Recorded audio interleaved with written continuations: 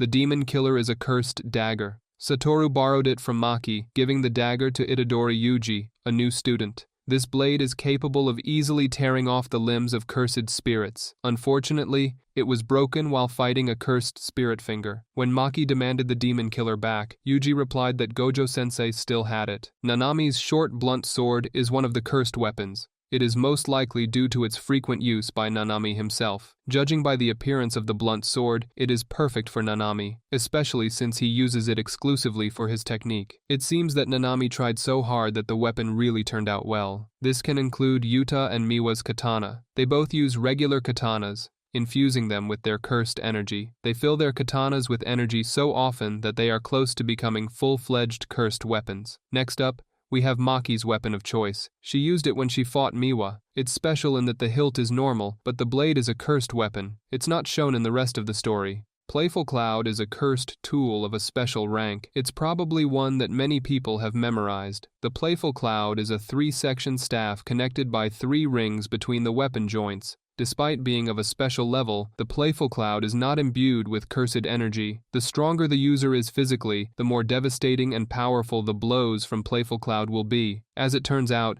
it's perfect for Maki, Toji, and Itadori. It originally belonged to Toji. It was kept in the inventory of his cursed spirit. Then the cursed spirit was subjugated to Suguru Geto, and the latter used it against Yuta after obtaining the Playful Cloud. After Suguru's death, the Zenin clan claimed the instrument as their own. However, with the help of Satoru's influence, it was leased to Maki Zenin. Except that during the Shibuya arc, the true owner returned and took the Playful Cloud away from Maki. Toji sharpened the edges of the weapon, and when he beat the dragon, the chains broke. Then he used what was left of the Playful Cloud against his son Fushiguro Megumi. Upon recognizing that it was his son, Toji struck his own head with the sharp edge. This is the end of the story of Playful Cloud. Jet Black Shadow Sword is Fushiguro Megumi's main weapon. Jet Black Shadow Sword is better than Miwa's katana in terms of cutting power. Along with a large assortment of other weapons, Megumi keeps this blade in its own shadow. The story of the Jet Black Shadow Sword ended, much like the story of the Demon Killer, when battling the cursed spirit of the finger. Megumi replaced his broken black blade with a new sharp sword with a cylindrical hilt and a large ring-shaped tip. The Inverted Spear of Heaven is a special level tool. I think many people remember it because of its properties and appearance. It is special because it is imbued with a different cursed energy that can deactivate any cursed techniques on contact. Cursed energy defenses or powerful techniques like Infinity are vulnerable to the Spear of the Inverted Heavens. Due to its deactivation property, it is very powerful. It was kept in the inventory of Toji, a mage assassin. He used it against Gojo Satoru's limitlessness. He even managed to overpower the strongest, almost finishing him off. However, the blue-eyed man survived, and in the next round, Toji used the spear to defend himself against Red, and then used the chain to reach Gojo. After defeating Toji, Gojo either destroyed the Spear of the Inverted Heavens or sealed it somewhere overseas. Let's not stray too far from Toji's arsenal and mention the 1,000-mile chain. It, too, is considered a special cursed tool. The 1,000-mile chain can lengthen endlessly as long as no one sees the end of the chain. Toji hid the end of the chain in the mouth of his cursed spirit, which is pretty cool. The history of the chain is the same as the Spear of the Inverted Heavens. When Satoru launched the purple one at Toji, the chain, having been hit, was destroyed, though it may have remained, since the end of the chain was inside the cursed spirit. Mei's large battle axe is also considered a cursed tool, which Mei carries around with her, concealing it with bandages. It is huge, almost as tall as Mei herself. It is shown to be very strong, as it easily tears apart many cursed spirits. And what can I say? Mei could afford to buy expensive tools. Dragon Bone, a tool created by Juzo, is considered his masterpiece. Juzo is the type who wasn't afraid to attack Satoru. It has the ability to accumulate power and cursed energy before making an emission from the back of the blade, according to the will of the user. Basically, it can accumulate physical and cursed energy over time, and then release it at the right moment. The power of the dragon bone ejected by the blade is capable of fracturing a skull. Master Tengen told Maki where Juzo's workshop was located. From there, Maki took the dragon bone. She then used it against her clan, successfully killing them. Hand Sword, the short sword of the blonde man that Megumi summoned Makora against. The creator is the same Yuso who created the dragon bone. The gimmick of this tool is that the hand can move its fingers to form a fist or grab something. The sword can also levitate and move independently of its wielder. The split soul katana is a powerful broadsword that can ignore physical resistance. In addition to ignoring resistance, it deals soul damage, and the soul is not easily healed. Few can do it. Its full power can only be used by those with eyes that can see the souls of inorganic objects. It is a very valuable cursed instrument worth 500 million yen.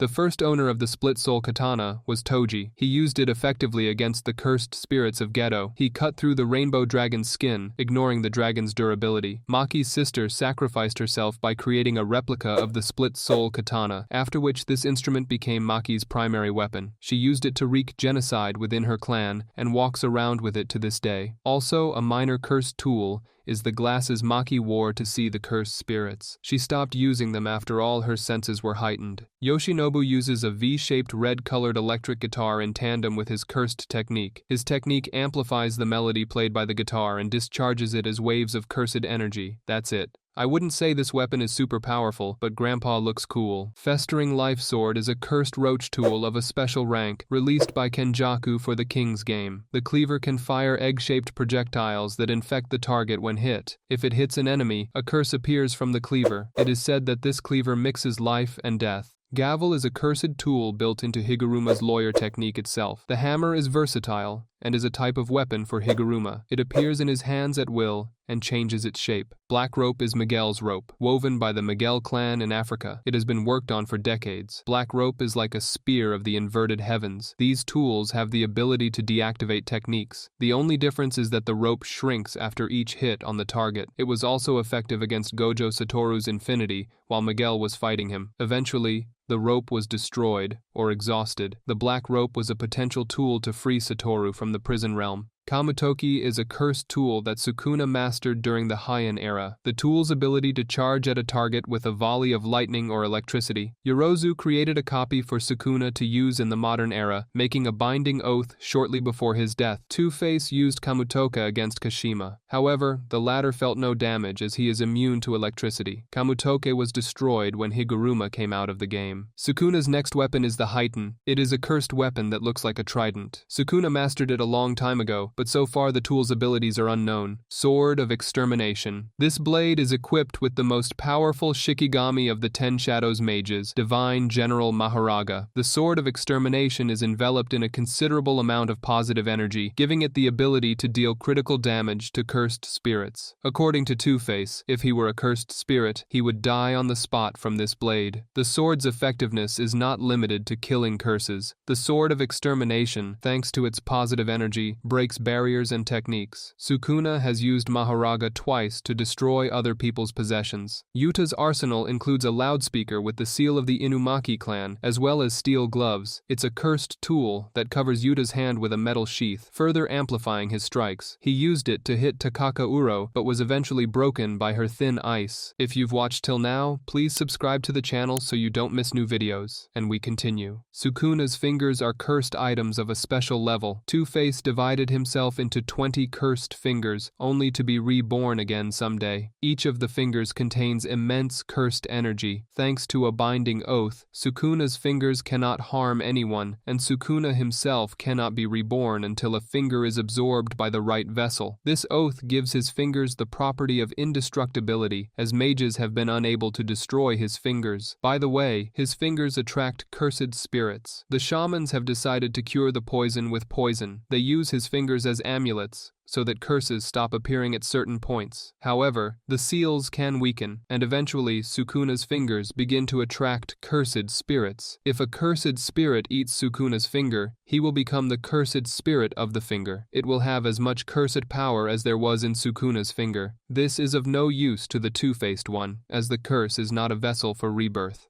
If the finger finds a suitable vessel, control of the body is transferred to the two-faced. Itadori's case is exceptional because he was specifically bred as a child who could keep Sukuna under control. The other case is the usual shaman's. Megumi immediately lost control of his body even though he resisted in every way possible. Two-Face's vessel could be a radar for other fingers. Death paintings is a creation of Kenjaku. They are 9 cursed embryos that were conceived by a woman and a cursed spirit and born during the Meiji era. They contain half-cursed and human DNA. Choso, Eso, and Kachizu were released and placed in vessels. All 9 death paintings have a special body, can use the blood technique and convert cursed energy into blood. Their blood is known to be poisonous and dangerous, including to reverse curse technique users. Itadori absorbed the remaining embryo brothers and commandeered their innate techniques, namely blood manipulation. Prison Realm is a cursed item of a special class that is the remains of a Genshin Buddhist monk, not Genshin Impact. It represents a small cube with eyes. Prison Realm's ability is to seal absolutely any object. To activate Prison Realm, certain conditions must be met. In order to seal the target, it must be held within a 4-meter radius for a minute. This will allow the cursed object to gain a foothold. The next step of sealing involves instantly moving the mass of the cube inside the target's body, trapping them. This removes their ability to use their cursed energy and renders them powerless. The sealing process can be completed with the Close Gate command,